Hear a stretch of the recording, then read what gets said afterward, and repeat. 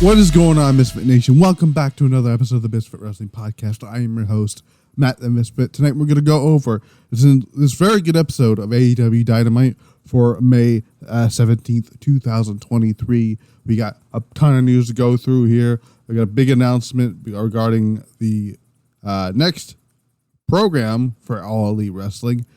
Some CM Punk news I may or may not get into. I don't know. I haven't decided on that. I'll probably talk about it at some point here. Maybe. And Dynamite with more matches announced for AEW's one of their flagship shows that are coming up next weekend, which is Double or Nothing. We got the possible, in my opinion, should main event, the show with Anarchy in the arena. We've seen some of their stuff here, but we'll talk about that and much, much more. If you like what you see here, hit the subscribe button, comment down below, that like button, follow the social medias at Misfit Podcast TV on Twitter, and then on the Instagram area, Misfit Wrestling Pod. Then you can follow the other audio outlets: Spotify, Amazon Music, Audible, Stitcher Radio, Pandora, iHeartRadio, and Google Podcasts, and all that good stuff here. AEW Dynamite did not start the whole night off. TNT, or Warner Brothers Discovery, had their upfront meeting, I guess, whatever you want to call it. And today they announced that AEW Collision will, in fact, take place. It will be live Saturday, June 27th, 8 Eastern, 7 Pacific, or 8, 7 Central, whatever you want to call it, on TNT. The great thing about the logo, you guys can see the logo in the video, quote unquote, version of the review on YouTube. The Collision logo, inspired by WCW Monday Nitro, which is pretty nice to see. And here is what the press release issued by Tony Khan and All Elite Wrestling. They said TNT launches its second night of professional wrestling with AEW Collision, featuring headliners such as Thunder Rosa, Miro, Samoa Joe, Powerhouse Hobbs, and Andrade El Idolo on Saturday, June 17th. It was announced today by Kathleen Finch, Chairman and Chief Content Officer, U.S. Networks Group of Warner Brothers Discovery, during the company's 2023 upfront presentation at Madison Square Garden, which didn't know that was where it was taking place in New York City. This live 2-hour in-ring show will air on Saturday night from 8 to 10 p.m. Eastern Standard Time. Will feature more wrestlers, more stories, and more action for the super severe fan, for basically the hardcore fan base. AEW Collision will feature headliners, like I mentioned, Miro, Samoa Joe, Thunder Rosa, Powerhouse Hobbs, and Andrade El Idolo. I'm only going to read a few parts of this, the main issues. I'm not going to read the whole about TNT thing here, but AEW, we continue this this article, this press release. In only 4 years following the launch of AEW Dynamite, AEW's footprint has more than doubled across TNT and TBS, along with Dynamite. Friday nights, it's AEW Rampage, which no one really watches. The recent follow documentary series, AEW All Access, and now AEW Collision. TNT and TBS deliver the best matches and the most exciting, entertaining moments in professional wrestling today. AEW has reached 23 million total viewers so far this year across all of its television shows on TBS and TNT. We're doubling down on wrestling with AEW Collision, which gives fans 2 more hours every week. It says Jason I'm going to butcher this name. Sir, I'm just going to call him Jason. I ain't going to even try to pronounce his last name. President, Turner Networks. ID home. I don't think it's not Home Shopping Network. Whatever HNL stands for, linear and streaming. AEW's roster of talent has expanded so quickly that we felt it needs another night to bring our audience to the epic rivalries and unforgettable matches and stars that they love to watch, along adding Collision to our programming mix on TNT will allow us to satisfy the massive demand that we felt from our hardcore fan base to the ultimate compliment to be the ultimate compliment to AEW on Dynamite, or AEW Dynamite on TBS. With addition to AEW Collision on TNT, I'm extremely proud that Turner Network will be the home of Saturday Night Wrestling for the first time in over 2 decades, which is true because last time wrestling was on Turner Network on Saturday nights. Weekly primetime spot was WCW Saturday Night, which ended in 2001. I think it actually ended in 2001. It might have been a few months before 2001 started. Anyway, said Tony Khan, CEO, general manager, and head of creative of AEW All Elite Wrestling. The debut of Collision is significant across numerous sectors, including television, wrestling, entertainment, and sports, and reinforces AEW as the bold property we envisioned when we launched the company in 2019. Collision will deliver live every Saturday night more of what fans and viewers tell us they want: athleticism, big personalities, exciting storylines, and hard-hitting wrestling action, all which have become synonymous with AEW. So that is, they did announce the lineup. What do you want to call it? I guess the current scale, I guess you want to call it here. So we do have the premiere on Saturday, June 17th, which is rumored to be the United Center in Chicago. That will be announced next week. And we'll talk about that in a little bit. Why that may or may not be a significance, depending on what the fuck is going to happen. We also have Saturday, June 24th, Scott Bank, in Toronto, same arena the night before, Forbidden Door.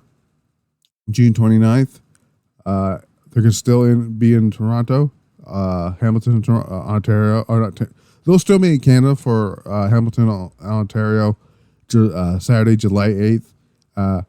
Regina, Saskatchewan. I want to say that. I think that's what it said.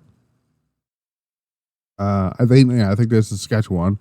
Saturday, July 15th in Calgary, and they'll be returning to the States on Saturday, July 22nd at the Prudential Center for Newark, New Jersey. That's just some of the announcements for AEW Dynamite. Let's talk about this whole CM Punk thing, why don't we? Because boy, oh boy, this is going to be this is sort of a big deal. Depending on who you ask. So a lot of people were wondering why wasn't CM Punk announced for this Dynamite show, or not Dynamite show, this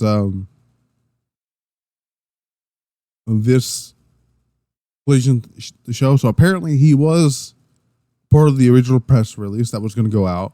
He was on the promotional material, the graphics, all that stuff. He has since been removed. No idea why. We don't actually know the real reason. But this is coming from Fightful Select. They're talking about the confusion around surrounding CM Punk's involvement. And here's what Fightful Select had to say. Fightful reported this morning that the hard brand split, excluding champions and special exceptions, which I'm assuming is Blackpool Combat Club and the Elite, and CM Punk, maybe CM Punk, was planned. One outlet disputed that claim, but we're told that AEW talent, on May 17th that concerns regarding which show they'll be on. We're told that we're told significantly as of today, all recognized champions in AEW and other major wrestling organizations are exempt from this split. So apparently there's going to be there's going to be a hard brand split or a soft brand split. We're not even 100% sure here.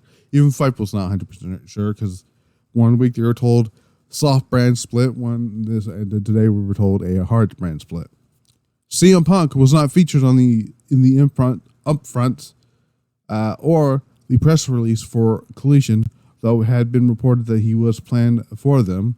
The upfront themselves were filmed ahead of time, and WB, Warner Brothers Discovery, made the decision not to feature talent due to the writer's strike, which I'm assuming is the WB or the Warner Brothers Discovery writers strike. I don't know. That is a whole thing I don't want to get into here. Warner Brothers Discovery released a statement claiming that Punk was not affiliated with AEW Collision, which is bullshit. In my opinion, that is bullshit. But as of today, we're told that there are still plans with CM Punk. Punk was actively included in the press release and was removed by this morning. We're told that we're told that were active plans with Punk as of this week, though it was noted that anything else that can change. Punk's involvement with AEW has featured regular contact with owner, has been in regular contact with owner Tony Khan. We're told that Punk himself didn't want to be announced for the Collision brand a well ahead of time, I'll talk about that in a second. But don't know if that they don't know if any role of any kind has altered the press release. Basically, those we've spoken to had heard weeks ago that Ace Steel could possibly be brought back to the company as well. We haven't confirmed anything. We haven't confirmed whether or not this is a Fightful continue. By the way, going on saying we haven't confirmed whether or not he'll be back following the series of events that surrounded the whole brawl out situation. We're told we've also been told that Punk was keen on pushing for FTR and Andrade to be involved with Collision, which, based on the press release and the graphic, that seems to be the case. Obviously, and Fightful says, which is the plan. The working plan has always been on the early episode of Collision to take place at the United Center, though that hasn't been announced, because we're going to find out who next week, I believe, if that's going to take place or not. Then it doesn't end there. So you have some more stuff on the CM Punk Ace Steel situation here. Excuse me while I get a sip of my drink here. I may not edit most of this here. CM Punk. This is for Fightful Select. Go subscribe to Fightful Select. CM Punk is the talk of AEW backstage yet again, and it involves Mr. Dogman himself, Ace Steel. For the past couple of months, AEW and CM Punk have been working towards a return for Punk on the AEW Collision brand. That has extended all the way to Warner Bros. Discovery, AEW, and TNT having promotional materials made for the show involving CM Punk, including a Samoa Joe match graphic, which is a match that CM Punk has pitched and requested to work with on one of the episodes of AEW Collision. Fightful has learned that during the meeting between Punk and Jericho, that Jericho mentioned the possibility of Ace Steel returning to the company in some capacity, with the belief that people working together in harmony could elevate the tensions and show that everyone was willing to do business. I guess I can see that.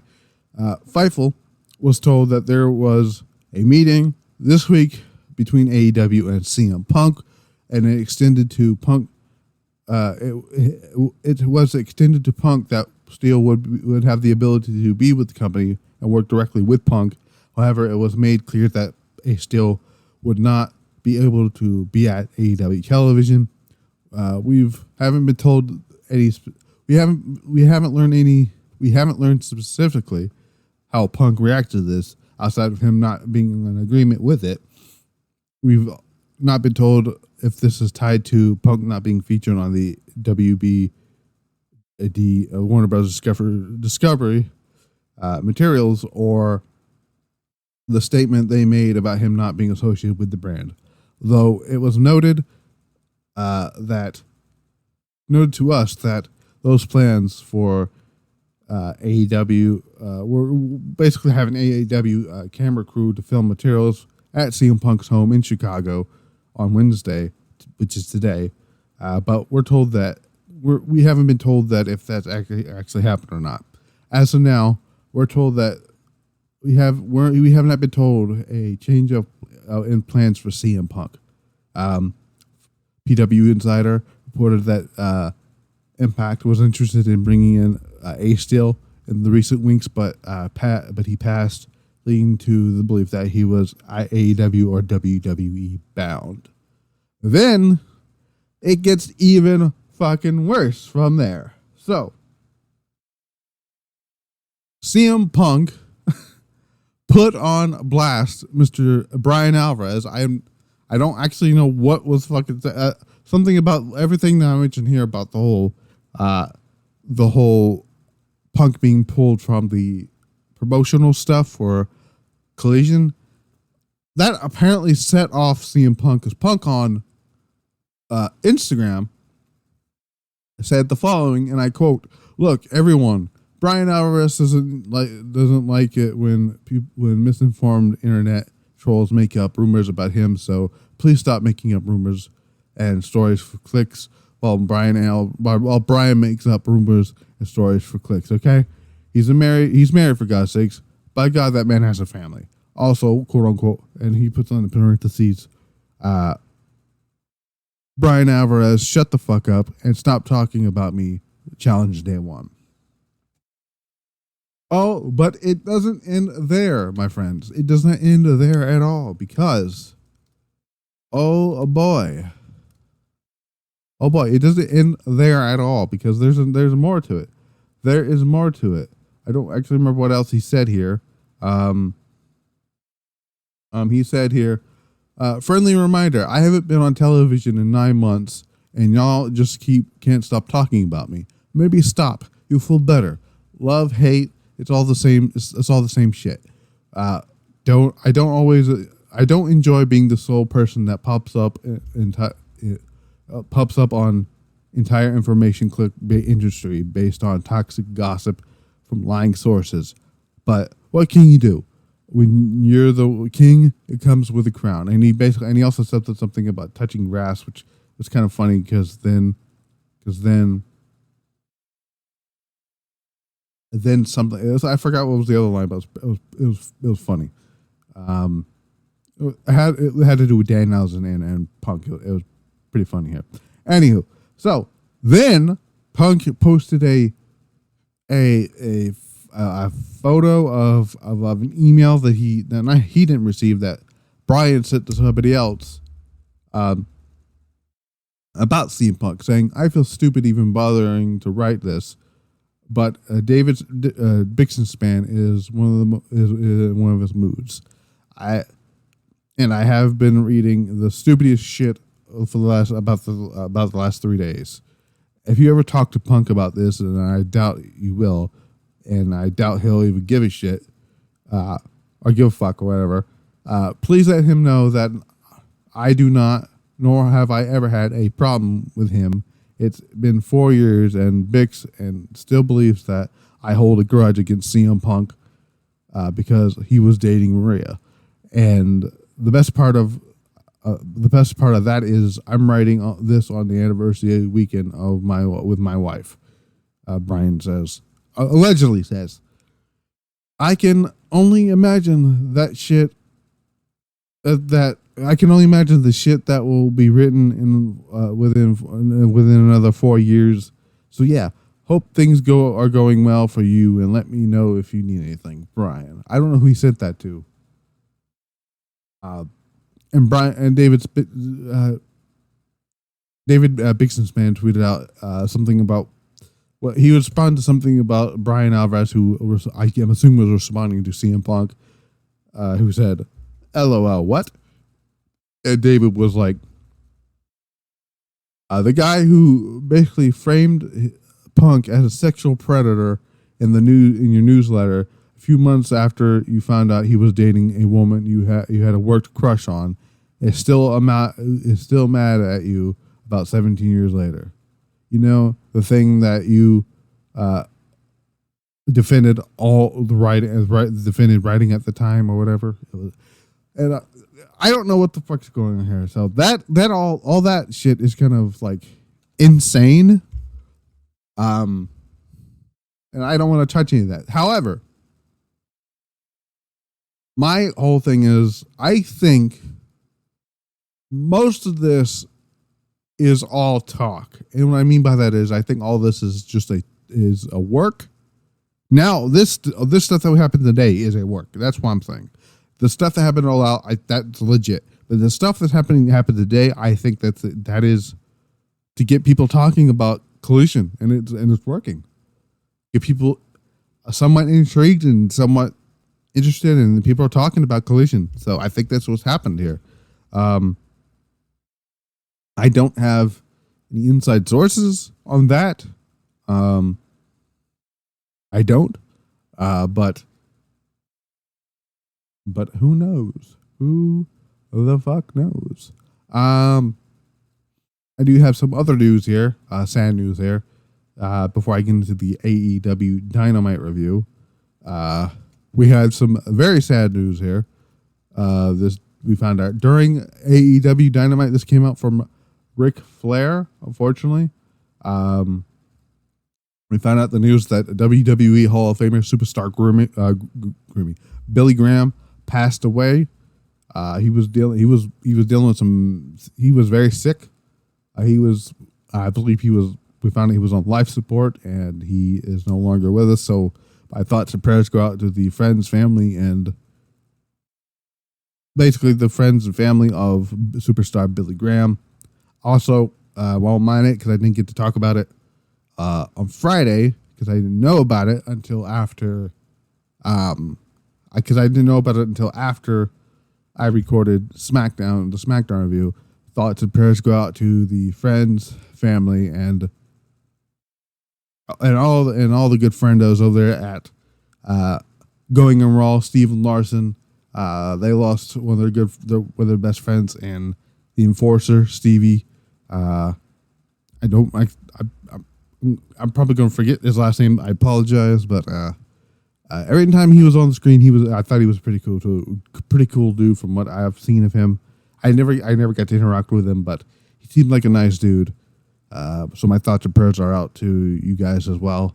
It sucks, man. It sucks to lose somebody you become friends with. So, and again, thoughts and prayers out to the friendos over there at Going Raw. Speedy with you, the Enforcer. Let's get into AEW Dynamite here.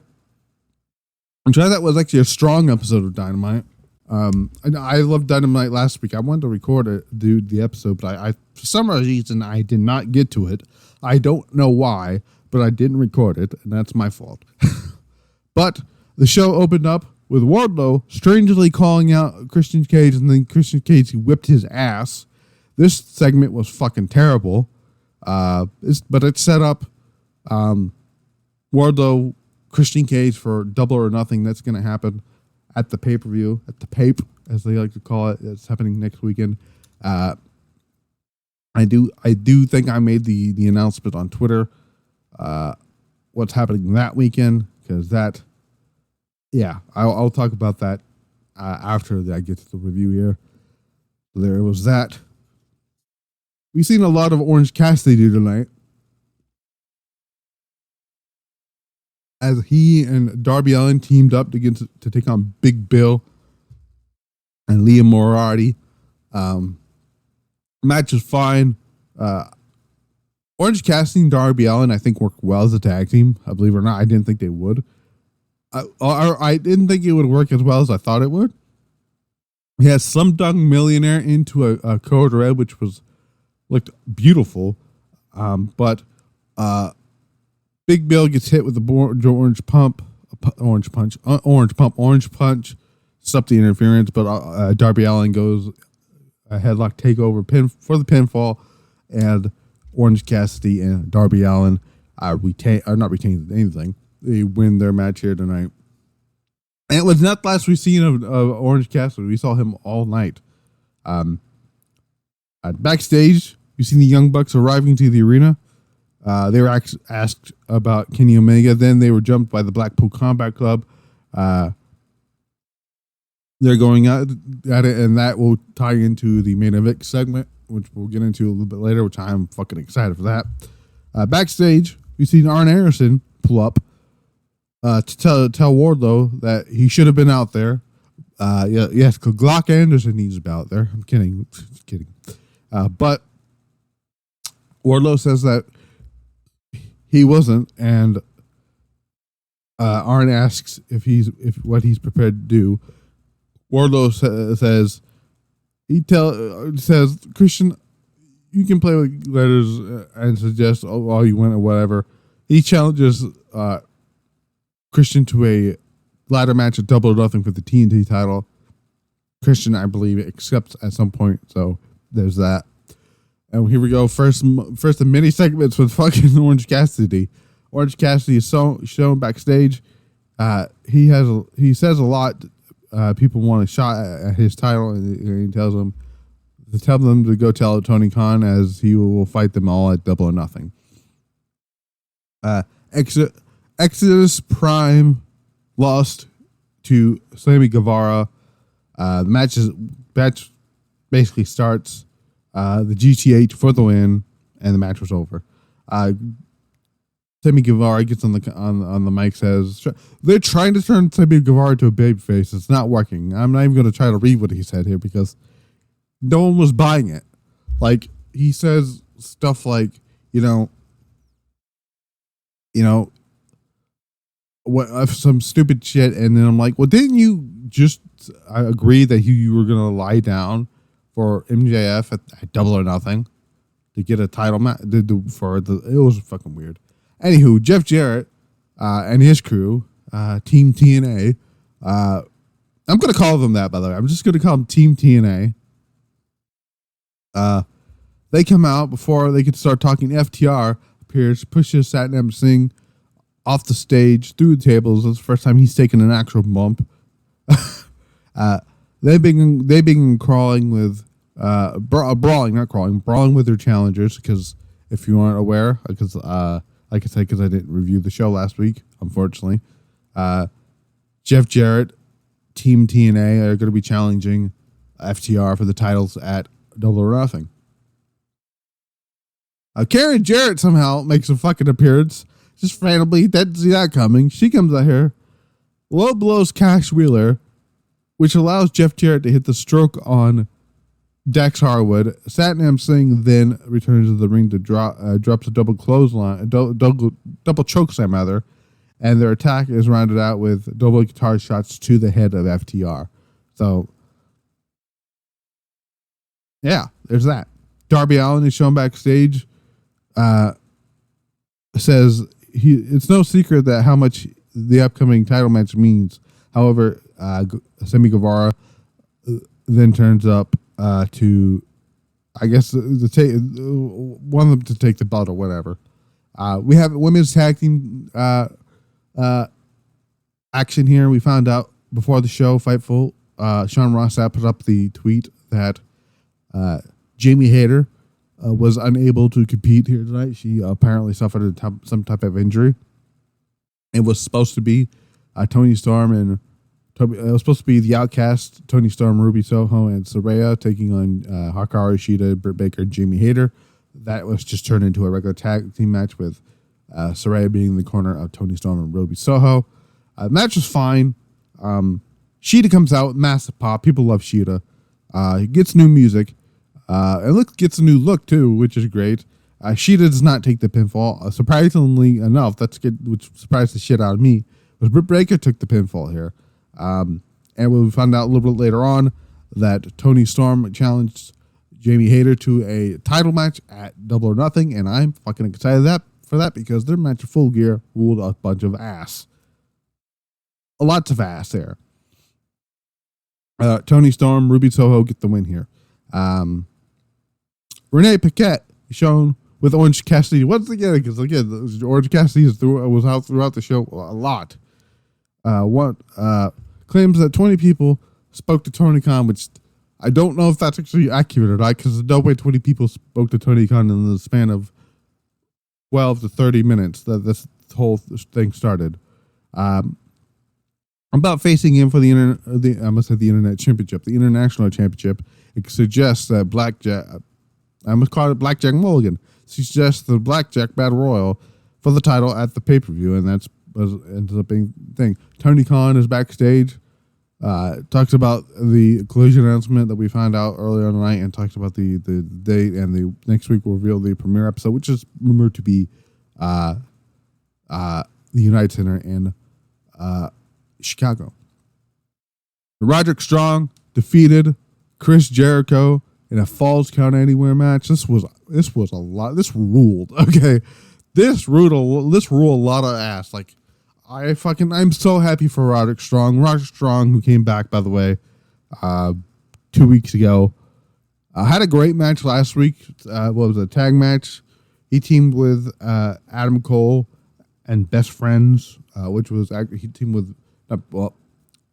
with Orange Cassidy and what is his name?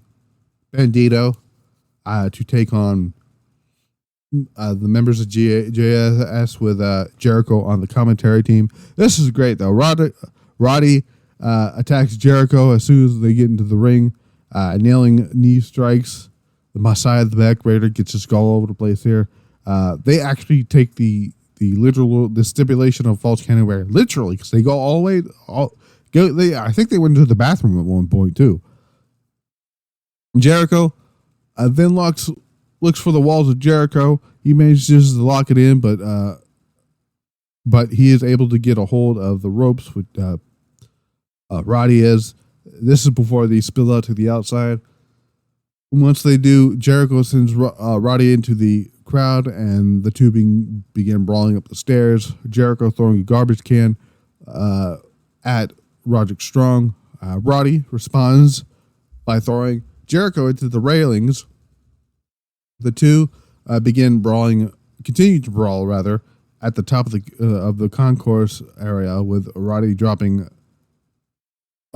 Jericho into the counter, which is something I never thought I'd say. They then take things to the next level and go to the stairs, where there's chops and into the barricade and all this stuff. Cody. Jericho hits a running forearm on Roderick Strong. Strong manages just to kick out after a pinfall attempt. This is all happening in the fucking stands, by the way. Roderick Strong then launches some plastic cutlery at Jericho, which is, I've never thought I'd hear those words come out of my mouth. The two continue to chop each other as Roderick Strong covers Jericho's face with Mr. Softy, with Mr. Softy as strong as continues. That's a weird sentence to say out loud. Okay, the two brought to the outside of the stadium, or the Arena Dynamite Stadium. What am I talking about? But Adam Cole then turns up, starts attacking Jericho, throws him into some mud as he beats him down. Then hits before hitting the boom. Roderick Strong follows up with a jumping knee and secures the win. Roderick Strong wins. This was a hell of a lot of fun. This ruled. So happy for Roderick Strong. He was doing fucking nothing in NXT. Sure, he did they wanted to do some stuff with him at the Cruiserweight Championship. That went nowhere, because Adam Cole left. Shortly after that, Roderick Strong left. Or no, it's, hold on, let me rephrase that. No, excuse me. Adam Cole, actually before that, Bobby Fish got fired while Adam Cole was having a meeting with Vince McMahon. Then Cole left to go to AEW. Then months later, Kyle, his contract expired and he went to AEW. And poor Roddy was just stuck there with nothing to do. Diamond of Mine he did nothing with them, if I'm being completely honest here. Because they lost Hathaway. They lost the original idea of the group kind of died because it was supposed to be Marina Shafir and I forgot the other dude's name, and they just fired all of them. So it was weird. Jungle Boy Jack Perry defeated Roosh. This was all right. I mean, I didn't really care about this, if I'm being honest. The Jack Perry gets busted open at some point. Perry gets the roll up for the win on Roosh. After the match, Roosh and Preston Vance jump Jack Perry until Darby Allin hits the ring, but he is beaten down as well until Sammy Guevara evens the odds as the two pillars take care of the heels. They show respect to each other. MJF is shown backstage watching this whole thing unfold and slams the microphone out of Renee's hand while Renee was going to try to interview MJF. And that was the last we see. That was the first and only time we've seen MJF the entire night. I'm going to say it right now. I think MJF is the worst AEW champion of all time. I know a lot of people say CM Punk is maybe, but like this dude, at least Punk wrestled a match on Dynamite, even though it was his first and only world title defense on the show. He at least defended the title on the show. This man never wrestles. He is the Roman Reigns that he'll show up, but he'll never wrestle. I fucking hate it. Toni Storm, again, like I mentioned, she challenges the injured Jamie Hayter for a rematch for the AEW Women'S Championship. This is also the first time, I believe, that this is, I could be wrong here, but I think this is the first time that a women's championship match in AEW is happening on two different pay-per-views. It's happened at Full Gear and it's happening at Double or Nothing. This next match was pretty fun, and I'm gonna put this tweet up here because I want to make a point to make this whole thing, I'm gonna put this out here in a little bit here. Jay White defeated Ricky Starks via disqualification. This match was great for what it was. Near the end of the match, obviously, Ricky Starks is tired of Bullet Club's bullshit, so he grabs a chair. Oh, actually, no, let me phrase that. Juice Robinson grabs a chair. He's going to try to use it, but Ricky Starks takes the chair from him and just takes a swing and hits Jay White for it, resulting in disqualification. Mind games.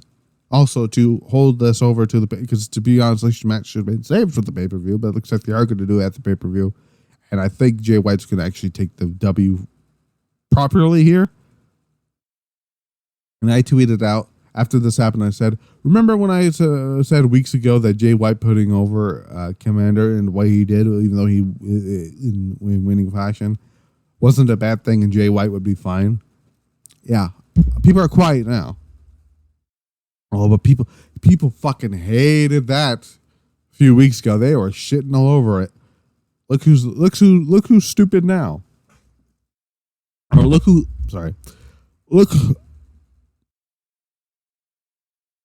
a main event segment here. Don Callis makes his way to the ring. We're going to find out why he attacked Kenny Omega. He never gets to that point because he just says, without me, there is no Kenny Omega, and claims the IWGP title was because of him. He won the world title on his first night here. You're right. He's talking about when Don Callis was here, he won his. Actually, that's the name. Actually, his fact here. Anyways, without him, there is no Kenny Omega. Basically, is what he's saying. This leads to Kenny Omega coming out here. He beats the shit out of the security.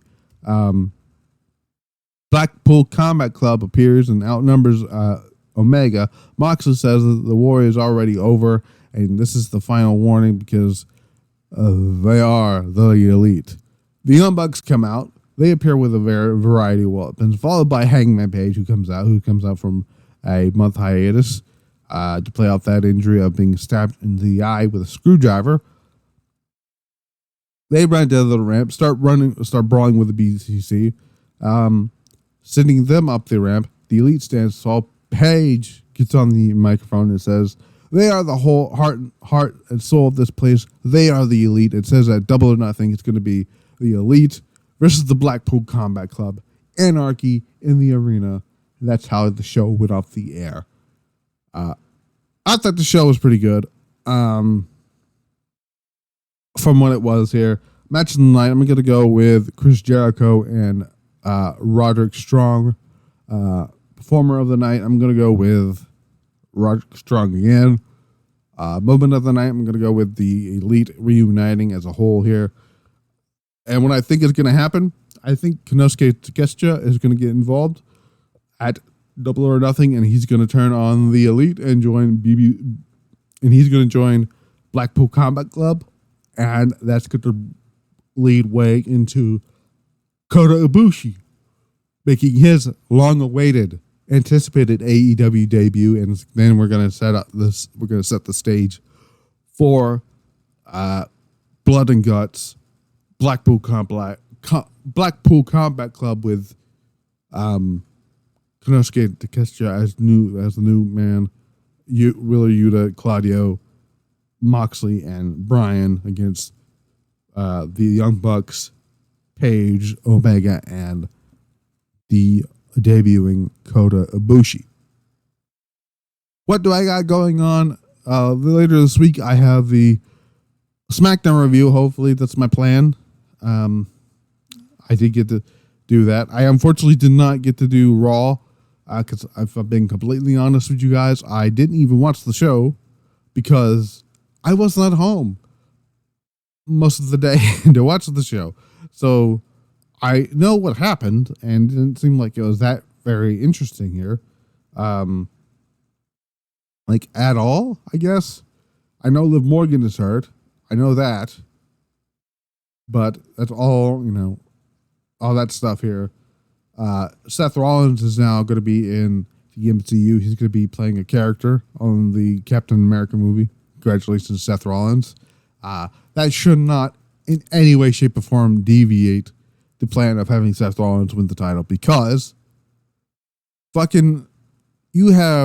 you're okay with Roman Reigns being the champion, who barely shows up. You're okay with Brock Lesnar being the champion, and you're okay with The Rock, who is as the champion. But you're not okay with Seth Rollins, who's going to be in a movie where his scenes is probably never going to be used. Anyway, that's neither here or there. But I will see you back here for SmackDown. I'm going to figure out what I'm going to do for for Collision. How I'm going to do that, because that also is going to occasionally, I may not be able to do Collision on pay-per-view nights for WWE because I just don't know if I can do that. Unfortunately, which is very interesting. This is kind of interesting because Collision is going to be on the same day as All In, which is very interesting. I don't know how they're going to do that, but unless they don't have a Collision that day, but who knows? But yeah, what's going to happen next week? I'm going to hopefully do my Raw review next week, and I'm going to get back here with Dynamite. I also did announce on Twitter that if I can find it here, if I can find my tweet here. Oh, here we go. So I said, much like last year, I'm not going to do the Saudi show, but in its place next weekend, I'm going to review that Saturday. I'm going to review Stardom's Flashing Champions pay-per-view event, which is going to be main evented by Mina Sharkara and Tam Nakano. It's going to be the winner-take-all Winner Stardom versus World Stardom Championship match.